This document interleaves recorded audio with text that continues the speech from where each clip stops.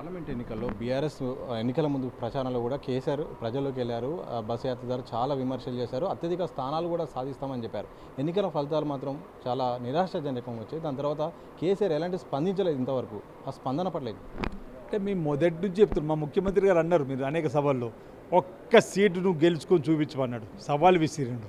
మేము మొదటి నుంచి నేను కూడా సిఎల్పిలో సమావేశాలు కానీ లేదా ఇతర మీటింగ్లు కూడా చెప్పిన, భారతీయ రాష్ట్ర సమితికి ఒక్క సీటుకు రాదు, ఒక్క సీట్లో పోటీ ఇస్తుందేమో మెదక్లు అనుకున్నా, ఒక్క సీట్లో ఇచ్చి అక్కడ కూడా ఓడిపోయారు.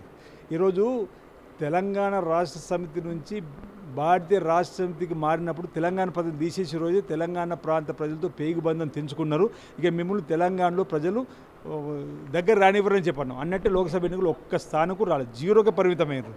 ఈరోజు ఆయన మాటలకు కోటలు దాటినాయి. ఎన్నికల సమయంలో ఆయన మాటలు కోటలు దాటినాయి. సంఖ్య అక్కడ ప్రభుత్వాలు ఇంకా నేను కూడా ప్రైమ్ మినిస్టర్ కావాలని కోరుకుంటున్నాను చెప్పన్నారు. ఒక సీటు కూడా రాలేదు. ప్రజలు అంటే 10 సంవత్సరాల అవినీతి మరకలు, అవినీతి అక్రమాలు, నాణ్యత లేని కట్టడాలు ఈ రాష్ట్రాన్ని అప్పుల కుప్ప రాష్ట్రంగా మార్చి 7 లక్షల అప్పు చేసినందుకు నిదర్శనంగా ప్రజలు వాళ్ళు పక్కన పెట్టి కాంగ్రెస్ పార్టీకి అవకాశం ఇచ్చారు. మా రేవంత్ రెడ్డి గారు మాటలు నమ్మకతున్నారు కాబట్టి వారిని ముఖ్యమంత్రిగా చేసుకున్నాం.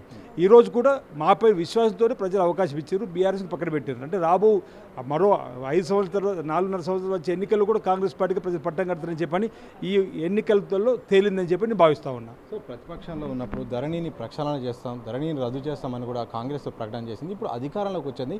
కలెక్టర్ల చేతనే పూర్తిస్థాయి అధికారాలు ఉన్నట్టు కూడా ఆరోపణలు వస్తున్నాయి. రైతులు కూడా బాధపడిన సందర్భాలు కనిపిస్తున్నాయి. ధరణి విషయంలో స్టాండ్ ఏంటి సార్? ధరణి పైన విధి విధానాలకు రూపకల్పకు కమిటీ కూడా వేస్తూ నిర్ణయం తీసుకోవడం జరిగింది. ధరణికి సంబంధించిన అంశంలో రైతుకు జరుగుతున్న నష్టం నుంచి ఏ విధంగా బయటకు తీసుకురావాలని చెప్పినటువంటి ఆలోచన ఈ ప్రభుత్వం ఉంది.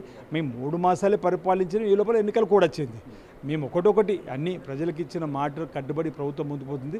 మా గౌరవ ముఖ్యమంత్రి రేవంత్ రెడ్డి గారు కూడా మీరు చూశారు, ముఖ్యమంత్రి అయిన తర్వాత ప్రతినిత్యం సచివాలయంలో, అంతకుముందు సచివాలయానికి రాని ముఖ్యమంత్రి ఓవైపు అయితే ప్రతినిత్యం సచివాలయానికి వచ్చే ముఖ్యమంత్రి రేవంత్ రెడ్డి గారు.